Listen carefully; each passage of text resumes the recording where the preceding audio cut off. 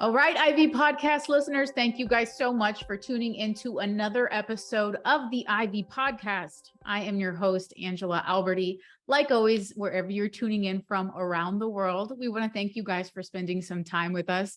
And if you've had a chance to tune into some of the episodes that I've had the chance to sit with many leaders across the board with, you know, we're all about the workforce ecosystem, all of the intricacies that are involved with putting the people to work every single day. And that's exactly what we're going to be discussing in today's episode. I have the awesome honor and privilege to sit down with Pankaj. Pankaj, can you tell us a little bit about yourself? Yeah, absolutely. First of all, Angela, thank you so much for having me. It's a pleasure to be here. My name is Pankaj. I am one of the founders of Sense. Sense is a talent engagement and communication platform, and I'll hope to talk to you a lot more about that. But I've spent my entire career in the human capital space, and just delighted to be here today. Well, thank you so much for spending some time with us. I'm really excited about this episode. I think we're going to dive into a lot of great topics that are relevant in the now for those that are within this workforce ecosystem. But one of the questions that I always like to start off with is, how did you get here? I mean, is staffing and recruiting is one of those industries where you're not 8 years old and you're hoping to be into it. How did you find yourself within this realm? Yeah, you're absolutely right. Everybody gets into staffing and recruiting by accident, Yes. as did I. I was a computer science engineer by trade. I grew up doing programming, and then I was working for an organization where we used to do a tiny portion of staffing, and that's kind of where I started managing that. Fun fact: I actually used to be a contractor myself for about a year. So Wow. when it comes to staffing, I feel like I have sat in every single chair. Um, but that's kind of where I started. I started with a small company, and then I ran two companies of my own. So I started two staffing firms, built them up from scratch. We grew up to be, anywhere between 80 to $100 million in revenue. So pretty large size firms. Wow. And then, once I ended sort of exiting from both of these companies, the thing that was always on my mind was there was there were a couple of things that distinguished the companies that I ran from everybody else in the industry. One, we were always every single year winning the best place to work for award. This idea that we can absolutely attract people on the basis that, hey, we're one of the best places to work for. But that came with a lot of manual labor. We had a group of people that were called employee relation executives, and their whole job was essentially calling up people, finding out if they're doing well, if they need a paycheck delivered over to them, if they need a slice of pizza or a donut. I mean, this was just a very manual effort. So what we started thinking about was, how do we change this using technology? How do we democratize this? And how do we help every staffing company become the best version of themselves? That's how Sense started with my other co-founders. We essentially started with this vision that we would absolutely make every company a best version of themselves. We will increase recruiter productivity. We will increase recruiter compensation because they will not be doing any sort of humdrum work anymore, so on and so forth. That was the basis of where Sense got started. And obviously we've come a long way since then. We now work with multiple different, work in multiple different countries, have over 700 different customers, and over 40,000 recruiters use our platform every single day. Okay, so this is kind of where I start to geek out because in my mind, I think of future of work. I think of the worker's experience enhanced by technology, and you guys are totally starting to do that. So kudos to you and everything that you've built along the way. Also, shout out to the pizza and donut tactic that you guys utilized to make sure folks stayed retained. That would definitely keep me on board. All right, but now that we're thinking about the future of work, as I mentioned, that this is my I guess definition of what does it mean to you? It's almost philosophical, if you will. There's so many different variances, but when we think about the essence of the future of work, to Pankaj, what does that mean? Yeah, and I would be a little philosophical about it in the beginning myself. And to Yeah. me, I'm actually looking at the world of work getting more and more consumerized. That's the term that I use a lot. Essentially, now candidates deserve and expect the same exact experience from a staffing company as they expect from Amazon.com. Yeah. Hey, if I want you to remember my preferences and say, email me, don't text me, then do that. If I want you to text me and but not email me, then do that. If I want you to reach out after hours, not during work hours, then do that. Remember my preferences, treat me just like a consumer company would. But you have to do that across hundreds of thousands and millions of candidates. Second, it is absolutely a candidate's market now, right? I mean, there is no doubt about the fact that in the war for talent, the talent has absolutely won. Every company that you talk to today has a short supply of talent. They're looking for that needle in the haystack, so on and so forth. So as we think about it, it just becomes obvious that um, while talent is the key, while experience is the key, what is pretty sad is that this experience is still pretty broken, right? I mean, 61% of the candidates report today that after they apply to a job, they never hear back from the company.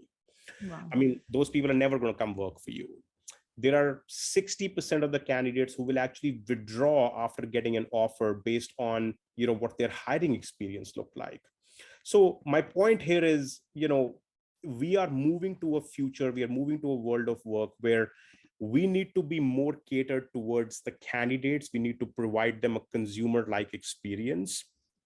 And to do that, we essentially need to make sure that we take the help of technology. This isn't something that we can do by ourselves. This isn't something that recruiters can do by themselves. They're just going to be marred between disparate systems, just having to, flow information from one place to the other, so on and so forth. The second, I think, big thing here is, we've all lived through a pandemic, and the pandemic has precipitated digital transformation. Yeah. Wherever you were in your digital transformation journey, it just happened to you quickly. Overnight, you found out that you can't talk to your candidates, you can't talk to your customers. Heck, you can't even talk to your own employees. They're all distributed, they're all remote. How are you going to do something cohesive and move forward in the same direction? You just have to use technology. So here it is, candidate expectations are at an all-time high. You have a remote workforce, you have digital, transformation happening. How do you bring all of this together? You have to bring all of this together by using technology as your differentiator. Every company today that is essentially using technology to reach out to candidates or attract candidates is absolutely the winner. Angela, this is super interesting. One of the things we talk about is most companies will tell you that they're either facing a feast or a famine when it comes to candidates. They either will open a job and have hundreds of people apply to them, or they'll open a job and have very few people apply to them. And in both cases, you absolutely need some sort of an automation or a technology solution. I'll give you an example. If you have 400 people who apply to a job, what's the recruiter going to do with them? You absolutely need a technology to figure out, hey, I want to pre-screen all of these people automatically, maybe using a chat bot, maybe using a conversational assistant, and then find out the 10 people who this recruiter should talk to. Wow. And on the other hand, let's say you open up a job, nobody's applying. You just have to cast a wider net. You have to find, earlier you were reaching out to 100 people to find this person. Now you have to reach out to 1,000. Again, just can't be done by an individual. So I think the future of work has changed completely. We're now looking at, a candidate market. We're now looking at a market where experience has a quantifiable value and automation is no longer an option. So everybody who's, I think, thinking about it from a technology first standpoint is eventually going to be a winner. They are going to be, without a doubt, leading the pack. I think you hit the nail on the head in terms of how automation can only enhance the day in the life of the recruiter. If we take it just a few years back, maybe when you were in the space or in the starting off in the recruiting, I mean, it was monotonous. That's It was right. very, it was administratively minutia every single day. And now that process is only enhanced to further allow the recruiter to develop that rapport and that human element to what we're doing every single day. So when I open up the news, and I don't mean to bring the boogeyman into the picture, but we know the Great Resignation, and we've all heard about it, and we all see how that's impacted us. But what do you think are realistically some of those retention strategies that come into play, knowing how competitive the candidate marketplace is and what we're doing to make sure that we can not only hire talent, but realistically keep talent? Yeah, I mean, the great resignation was around for a little bit. It obviously gave way to the great realization. A great renaissance, as I've heard It as was well. absolutely. But I mean, this kind of goes back to what you and I were just chatting about a minute ago, right? I mean, if you give candidates the right experience and the right level of engagement, you're likely to retain people. I mean, Mhm. retention is probably as key as hiring somebody, especially when you think about the world of contingent work. You can either have, the same position being filled 5 times over the course of a year, or you can have the same person being redeployed or just, led to a position 5 times over. So listen, I mean, if you were the CEO of a human capital company, they're going to tell you that retention is absolutely key. It leads to lesser cost per hire. It leads to more gross margin. It leads to higher net promoter score. You're going to have a bunch of people saying, this company takes care of me. As soon as I'm about to finish my assignment, they tell me, that they're working on my next assignment. There is one ready. I love being here, right? So, I mean, retention from that standpoint is just absolutely going to be your key tactic in becoming a company that grows over time.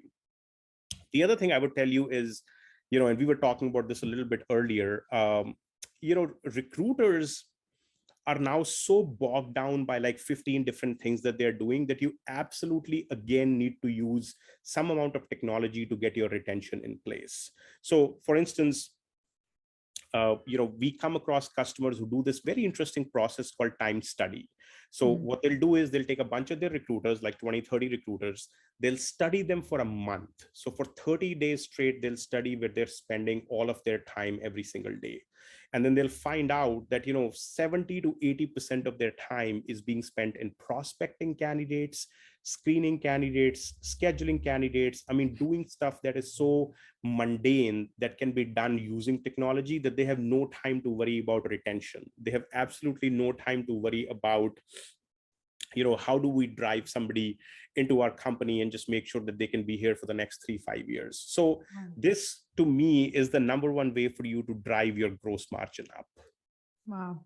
It's almost like we're looking at a workforce that wants you to remember their birthday, keep an absolutely close-knit relationship with them, but all complemented through the convenience of technology. I mean, and think about the generational impact. We now have millennials and Gen Zers that are the biggest portion of the workforce who grew up on the internet, who know how to rate on Yelp and how to rate things on Amazon and then go back into that consumerism-esque experience, which is really exciting to see technologies like yours come into play to help drive that. I'm almost interested to ask around some of the mechanics, right?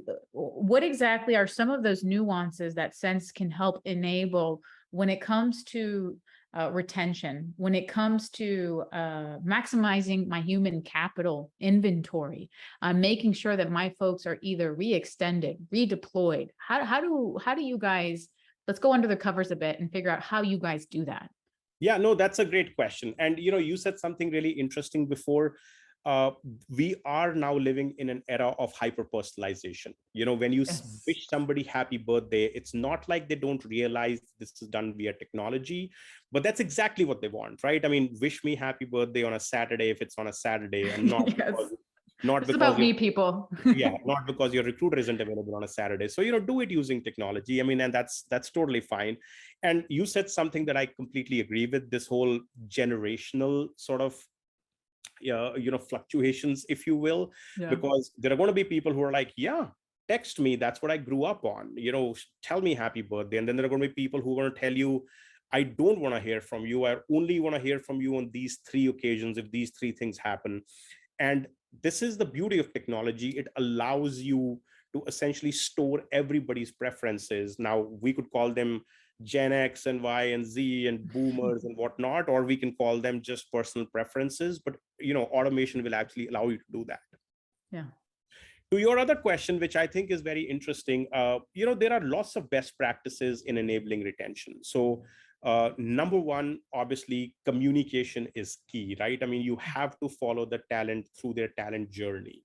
I'll walk you through like a simple journey, and you'll see how everything in here drives retention. So here are what a lot of forward thinking companies would do today. You just made somebody an offer. They're about to join in 2 weeks, and they will absolutely start engaging with that person right away. Hey, congratulations, you got an offer. We'll see you in 2 weeks. We're super stoked. All right. 3 days later, they're probably sending them a video message from the CEO, which is obviously automated, pre-recorded, but it's saying, "Hey, Angela, you just got a job with our company. I just found that out. So awesome. I'm so happy to welcome you to the family.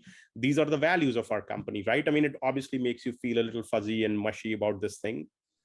Then we go, "Hey, by the way, a week left for you to join. When you join, this person is going to be your manager. Here is their LinkedIn profile," so on and so forth, and so on and so forth. Now, what technology can enable you to do is it can figure out and say, wait a minute, we made this person an offer. We sent them 3 messages. They have not opened or read any of these messages. Guess what? They might be checked out. They might not be joining. They might have a competitive offer. And a lot of our customers are then able to call these individuals and say, hey, just checking in, are you still going to be showing up on Monday? And at that point, most people are honest and they're either like, yeah, sorry, missed your messages, I'm still on. Or, hey, thanks for calling, I got something else. Maybe it pays me more, maybe my commute is less, but whatever the case might be. Now you have a window of opportunity to find a replacement for this person and actually not disappoint your customer or your own hiring manager. So, there is, technology is sort of enabling you to help with that. All right, let's move forward. Let's assume this person actually joins. They've joined, and now you can do a 1-day check-in, a 7-day check-in, a 30-day check-in. And this is typically how it goes. You do a 1-day check-in and say, how was your day? And if somebody says 5 on 5, it was great, fantastic. If somebody says 1 on 5 or 2 on 5, and you ask them what happened, you'll find things like, my email wasn't ready, my laptop wasn't ready, I was just sitting around twiddling my thumbs, or I didn't know what to do, so on and so forth. Keep in mind, these are people who are just in the recruiting process. They can just as easily walk out of your company and go to another offer that they probably had, that they probably declined to come over to your firm. These first few days are really critical in making a good first impression. And the last thing you want to do is have a small issue become a festering problem. So again, very easy for technology to uncover that and say, hey, you had 100 people join today, 20 of them didn't have a good experience, reach out to them immediately, fix whatever's going on. You do that 7 days later, 30 days later, they're probably already sort of imbibed in the company. And now you're saying, send us a referral if you like working here. Can we get more of your friends here? So, my point is, you follow the talent journey. And as you follow the talent journey, talent is going to feel connected to your firm, and that greatly helps with retention. So, this is essentially where technology can come and help play. These are some of the things that, our customers do with Sense regularly. And this obviously compounds, Angela, if you think about organizations that have 100 different branch offices, 400 different locations, 30,000, 40,000, 50,000 contractors. I mean, for them to get an overall sense of, is our retention increasing? Is our attrition decreasing? These can be some really powerful tools.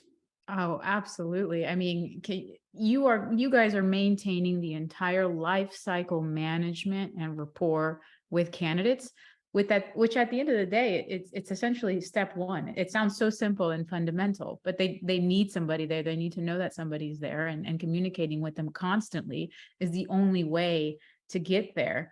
And it's so critical in today's age, because we know how competitive the marketplace is, especially with sectors that you guys, that you started off with in IT. I mean, there's simply just not enough supply for the demand, and being able to hold their hand and ensure that this is going to be a successful endeavor for all parties is really critical. But also taking that consultative approach with your client to know that XYZ could have been onboarded better or handled better. Very, very powerful assets to have, especially as that intermediary. Okay, so I'd love to get a little bit more of a feel of the omni-channel approach and ensuring that companies can help reduce bias and reach the best talent in the way that best resonates with their organization, or perhaps the initiatives that they're going for. Can you help dive into that a little bit further? Yeah, I mean, 100%. First of all, this is kind of what I started talking about. You have to have an omni-channel approach today, right? I mean, if tells you text me, you just have to text them. I mean, you can't be like, well, I'm just going to email you anyway. So, there are people who want you to text them. There are people who want you to email them. There are people who want you to survey them. There are people who want you to engage with them using a chatbot. So obviously, when you think about technology, you have to think about it using an omni-channel approach, first of all. Secondly, this is just critical to business today. I'll give you examples.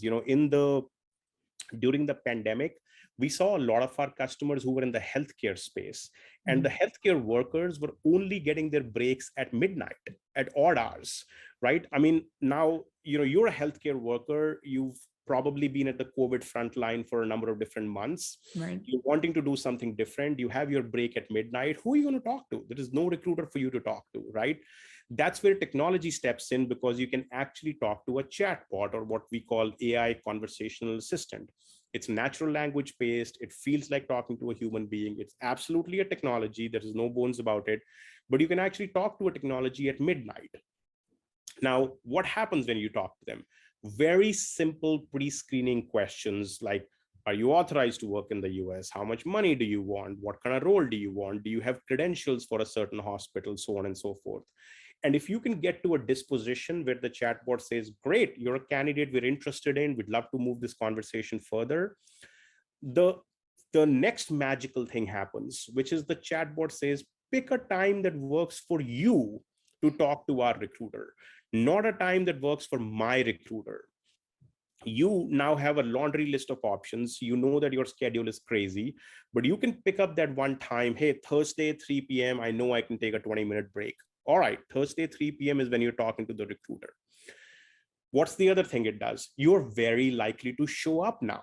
You are the one who made the meeting. You're the one who sort of picked the time. If you talk to recruiters will tell you that, hey, 10, 20, 30% of the people don't show up for meetings. 10, 20, 30% of the people always ask us to reschedule meetings. A lot of that goes away. The other thing automation does and the omni-channel approach does is, today there is, if you Google it, you will find data that it takes about 7 emails to schedule a meeting today. Gosh, You have to go back and forth 7 times. Does Tuesday work? Nah, how's Wednesday? 3 p.m. Nah, how's 3 doesn't work? How's 4? Instead of doing all of that, you pick a time. So this is just one simple example of where an omni-channel approach helps. I'll give you a second example. This is big around redeployment. So, redeployment has always been a mystery within the staffing industry, within the contingent workforce industry. You're going to find billion-dollar organizations who have tens of thousands of contractors, and they'll tell you that their redeployment is in low single digits. Yep. I mean, just let that stat sink in for a second. You have 10,000 people working for you.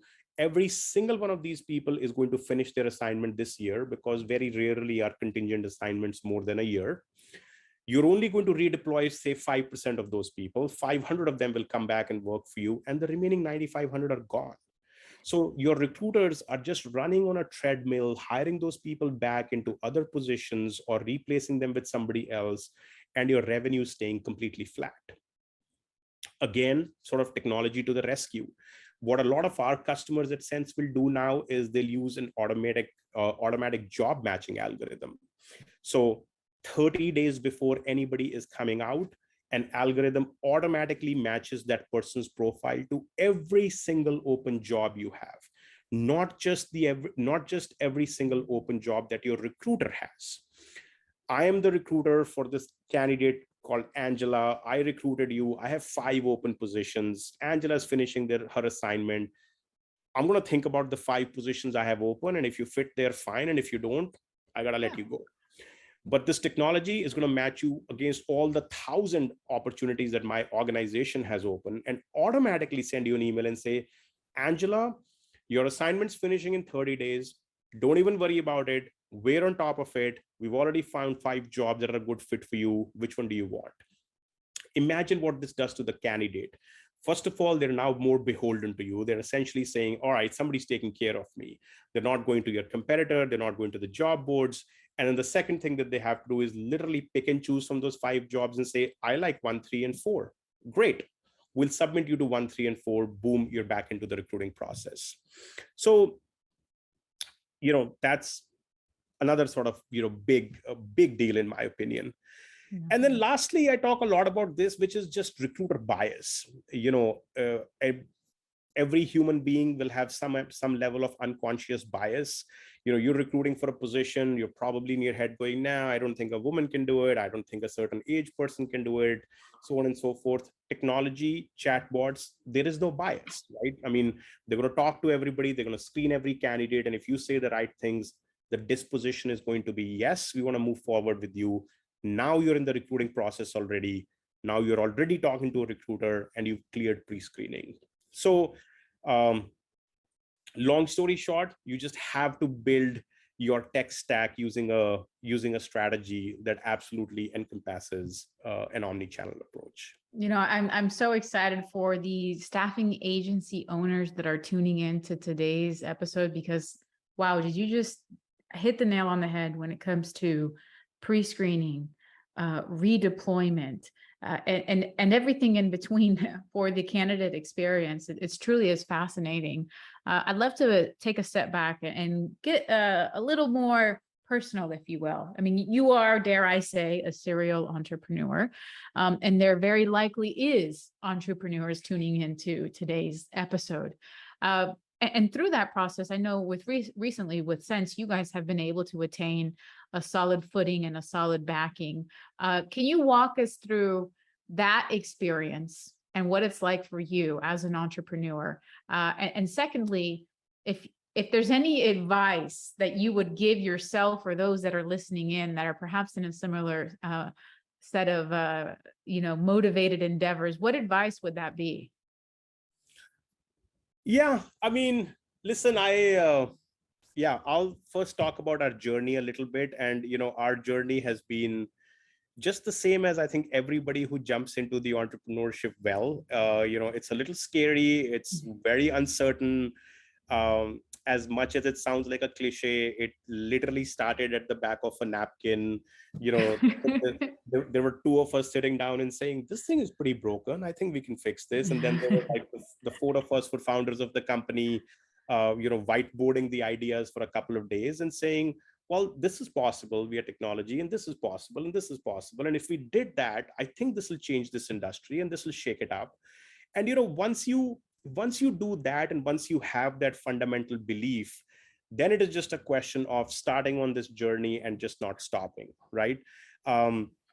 Now, we had some advantages that I'll be the first to admit to, right? When we started building the product, we could very clearly identify product market fit, which is something a company spend long time in. But if I put myself in my CEO shoes from my previous life, I was essentially saying, great, if you presented this solution back to me, my own solution, would I look at this and say, yeah, it automates some of the things that my company does today, and I'm willing to pay you money for it. So, product market fit for us came a little bit easier. Mm-hmm. That's number one. Number two is, we went after a market that is huge. I mean, you talk about this a lot more than I do, so you probably know this more than I do, but there are tens of thousands of staffing companies in the US and UK, all over the world. There is hundreds of billions of dollars of spend that goes through this industry. So if you can be the solution that even can affect 1% more in gross margin, 1% more in profitability, this is a low margin business. You suddenly become the most important software in the company's arsenal. Yeah. When I was running staffing companies, if somebody came to me and said, hey, give me $10 and I'll give you $20 back, I would have said, here you go, right? I mean, 2x ROI, I'll take that all day long. Sense has 30 to 40x ROI. Customers who spend $10,000 with us routinely see $300,000 in gross margin added to them. So anyway, what I'm saying is, one, it was the fundamental belief that we can change the industry. Two, we certainly had experience. I had ran these companies for 15 years. Three, we had a large addressable market. And once we got started, then it was just a question of, following that journey, get the first few customers who believe in you, have them be a pilot customer. We didn't charge them anything. We got started with them. And, sooner than later, we got to a point where all of them were like, we're willing to pay you money for this product because it saves us money. And that's when we raised our first round of funding. So over our last 6.5 years, Angela, in our 6-year journey, we've now raised 4 rounds of capital. So we raised Series A, B, C, and D, and across these 4 rounds, we've raised about $90 million. And Wow. you know, Bravo. we've brought on some of the best blue chip investors you can hope to have on your board. We've got Axel Partners, we've got Google Ventures, we've got Avatar Venture Partners, as well as SoftBank. So, we've got just the right partners along this journey. And, we picked all of these investors, not just because they were writing us the check, but also because they've become trusted advisors. They're absolutely there to challenge us. And now, we feel like we're at the precipice of being a company that can absolutely be a pioneer in changing the future of work, the thing that you started by. So, my advice to anybody who's wanting to jump into this black hole voluntarily is to do it. Absolutely do it. I mean, this is the most fun I've ever had in my professional career. It's been the hardest thing to do. It's been a journey where people have been challenging you every single day, very different from just being the CEO of a company and of a staffing company and leading from the top. This has absolutely been a collaborative journey surrounded by people who are way smarter than I am.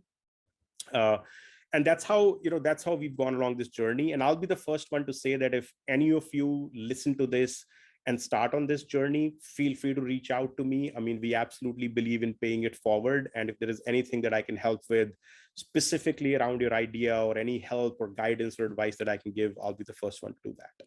Yeah, we all know the value of mentorship, and gosh, having you as a mentor would be an absolutely incredible experience. So I hope one of you guys take him up on the offer. It's so cool to hear about your journey and where you guys have gone through with Sense and the backing. Now let's go a little bit further into this. You've got this solid backing and considerable amount. Bravo, by the way. Very, very excited for what you guys have done so far.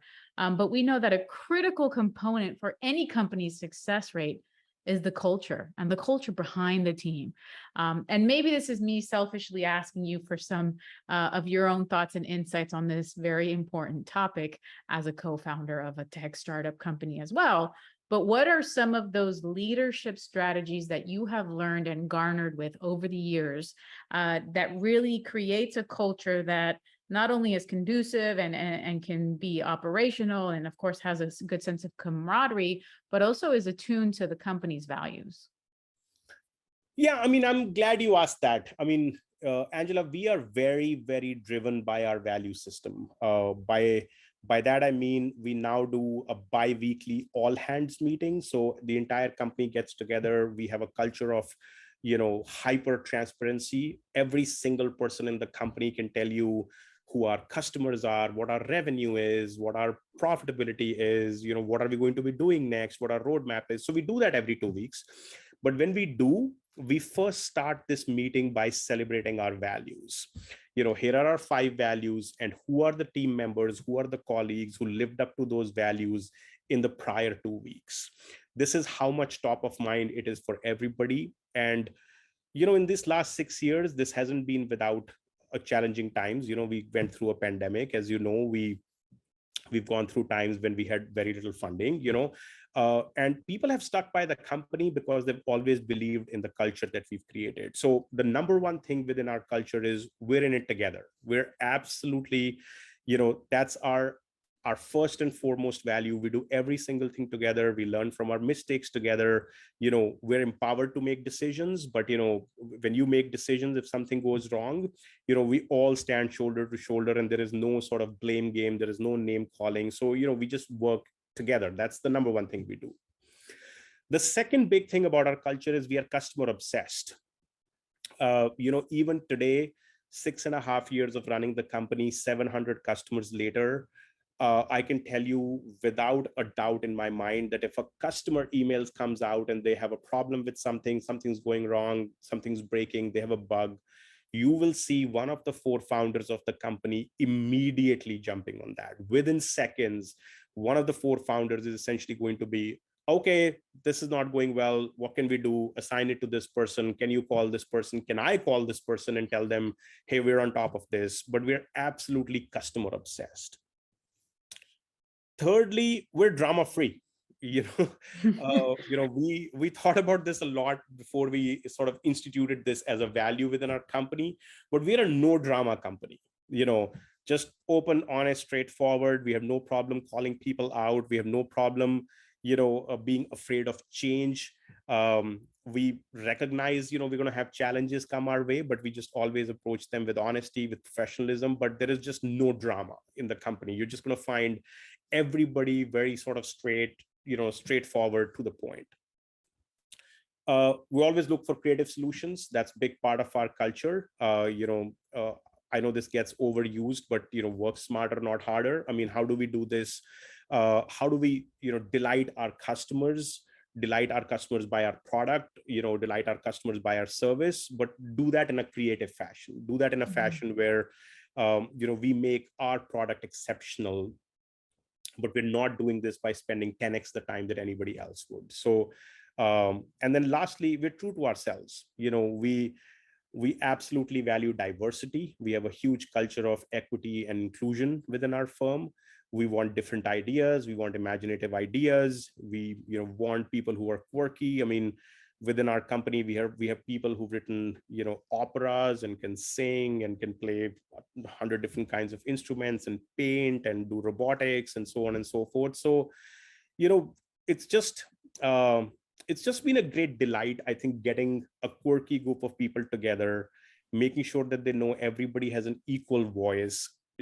There are no offices at Sense. It's a completely open door culture. Anybody can reach out to any of the founders. Anybody can reach out to the CEO and have a conversation within a second.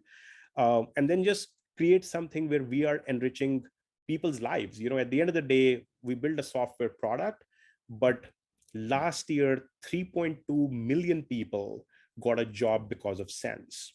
Wow. 3.2 million people were sitting in a candidate database somewhere and nobody was looking at them until some sort of a Sense automation brought them back from the dead. We actually call them wake up the dead, and put it in front of a recruiter and said, here is this candidate, you have this, you probably paid money for this person because you got them from a job board 10 years ago.